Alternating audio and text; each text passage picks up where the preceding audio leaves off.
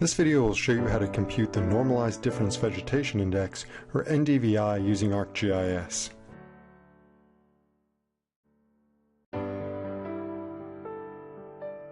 NDVI can be computed from multispectral remotely sensed data using the formula of the near-infrared band minus the red band divided by the near-infrared band plus the red band. This yields values that range from -1 to +1. With -1 values indicating low vegetation content and values closer to 1 indicating high vegetation content.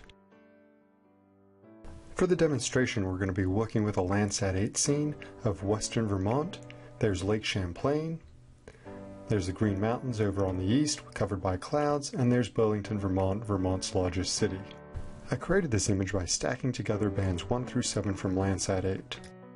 Now let's create a color infrared composite by going to the layer symbology and displaying the near infrared band to the red color gun, the red band to the green color gun, and the green band to the blue color gun, creating a 5-4-3 composite. There are a number of ways to compute NDVI in ArcGIS, but the quickest and easiest is to go to the Windows menu and activate the image analysis tools. First thing to do in the image analysis tools is to click on the button to open the image analysis options. Once in the image analysis options window, click on the tab for NDVI. We're going to uncheck the use wavelength button because we don't have wavelength metadata, and we're going to check the box for scientific output because we want our values to range from -1 to 1. We're then going to adjust the band combinations. Band 5 in this particular Landsat image corresponds to the near infrared band, and band 4 corresponds to the red band. So we'll set band 5 and 4 as the infrared band and red band respectively, and then click OK to activate those settings. Now we're ready to compute NDVI. First, confirm that the image layer we want to use is selected, and then we'll scroll down and under Processing and click on the NDVI icon, which looks like a leaf. Using the image analysis functions, we can compute NDVI in a matter of seconds, but it's important to note that the NDVI layer that we've created is only temporary. To improve the display of the NDVI layer, we're going to go into our layer properties and under the symbology tab, adjust the color ramp. We'll use a red to green color ramp, where green represents high vegetation content and red low vegetation content. Let's examine our output. Lakes in urbanized areas that have very low amounts of vegetation have corresponding low NDVI values. Clouds also have low NDVI values. If we look in the shadowed areas of the clouds, we can see that NDVI values are impacted, meaning that within shadowed areas, the NDVI values tend to be lower than similar vegetation in non-shadowed areas.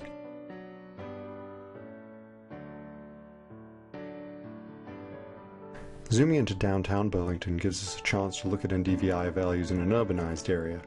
We see that the city center, which has very few large patches of vegetation, has low NDVI values, but surrounding areas, even residential areas with large tree canopy, do have higher NDVI values. Now let's move south to a landscape that's dominated more by agricultural land use. Those fields with active healthy crops have high NDVI values. NDVI values tend to be low in those fields where the crops have either been recently harvested, exposing the bare soil, or the crops are in poor health.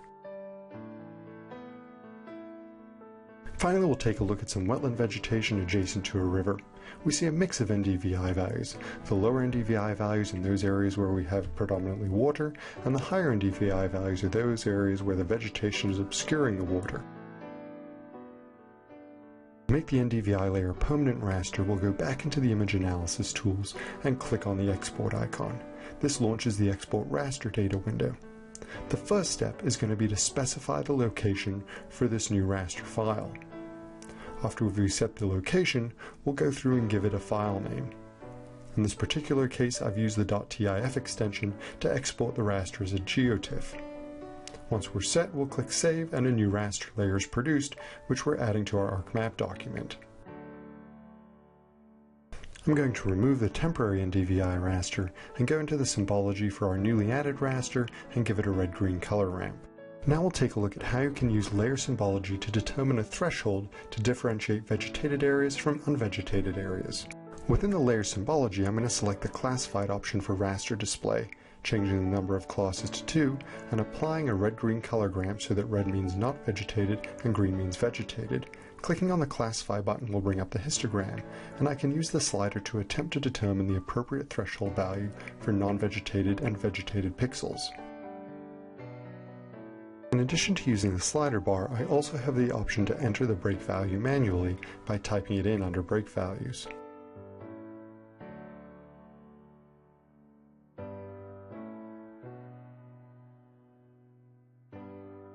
We can now use this threshold value in the raster calculator to create a new raster layer that consists of vegetation and non-vegetation.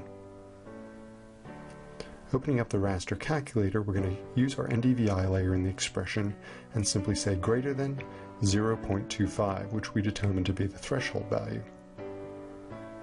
We're going to output this to a new raster layer in GeoTIFF format, so we're adding the .tif extension at the end. Clicking OK will execute the raster calculator operation.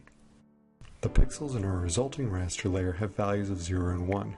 0 means the NDVI was less than or equal to 0.25, and 1 means the NDVI value was greater than 0.25. To evaluate how well we did with this threshold, we can use the Effects toolbar and the Swipe tool to swipe our binary layer over the original image dataset.